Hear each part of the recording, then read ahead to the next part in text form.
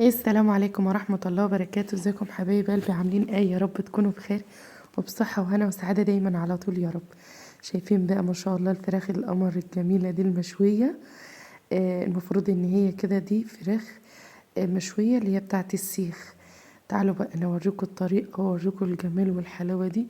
عايزة اقول لكم هي اي نعم هما باينين ان هما صغيرين شوية بس مش قوي يعني. لان انا مش مكبرة الكاميرا ولا حاجة. تعالوا نوريكم اول حاجه عملت فيها إيه بعد ما نضفت الفراخ دي من عندي من البيت يعني مش شاريها ولا حاجه. فحبيت اجيبها صغيره كده عشان انتوا عارفين ان هسويها كده. هنا معايا معلقه من السكر ومعلقه من الملح عصير ليمونه او ليمونتين يعني المتوفر عندك.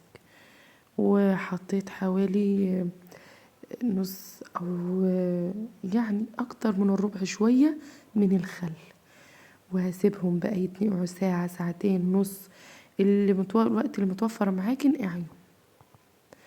هنا بقى يا حبايب قلبي كل اللي انا هحتاجه بس معايا طماطمتين وبصلاية وقرن فلفل بارد وقرن فلفل حامي وكم فص ملح اسفة وليمونة. وهنا بقى معايا الملح 7 بهارات بصل بودرة زعتر بابريكا كاري وهنا كمون وهنا كزبرة وتوم بودرة وبصل بودرة طبعا. من كل حاجة معلقة صغيرة كده على طول. مفيش الا الملح معلقة كبيرة. وهنا معايا يعني ربع كوباية من الخل. هنزل بكل الحاجات دي على بعضها. وعلى فكرة عايزة اقولكوا الزعتر خلى الريحة جبارة بجد. وهنا دي الليمونة طبعا زي ما قلت لكم اللي انا حطيتها. وهنزل هنا يعتبر معلقتين من الزيت مش كتير يا جماعة معلقتين بس. هنا بقى ضربتهم كويس ضربة محترمة كده ونعمتهم قوي في الخلاط. وانا هنا كنت مفرغة ما بين الجلد واللحم علشان اعرف ادخل الخلطة او التتبيلة اللي انا عاملاها دي. انا الحمد لله يعني كنت ناوية ان انا هشويها في السيخ. بس الكهرباء الحمد لله بعد ما نقعت اهو ولسه ناوية ان انا اقوم ادخلها الفرن. الحمد لله الكهرباء قطعت فما فيش نصيب ان انا اعملها في السيخ. بس انا عايزه اقول لكم بجد انا يعني انبهرت من الطعم والريحه يعني ما تخيلتش ان هي هتبقى بالجمال ده بصراحه. طبعا احنا ايدينا نظيفه ونعمل اكلنا بايدينا يا جماعه.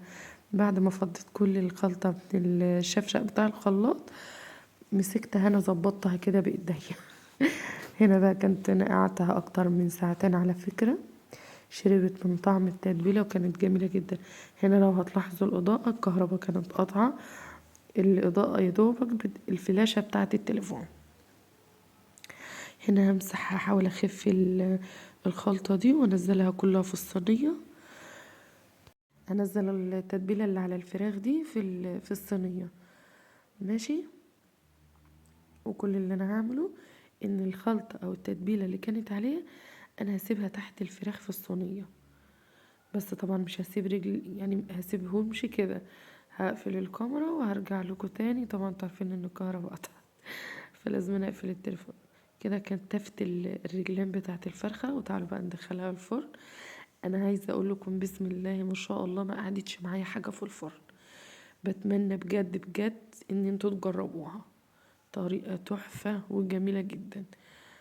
انا عن نفسي ما كنتش متوقعه النتيجه فياريت تجربوها. واللي يجربها يقولي. وما تنسانيش بقى باللايك الجميل بتاعكم وكومنت حلو كده. مع السلامه يا حبايب قلبي. ياريت بقى تنوروني اللي هيشوفوني اول مره. مع السلامه.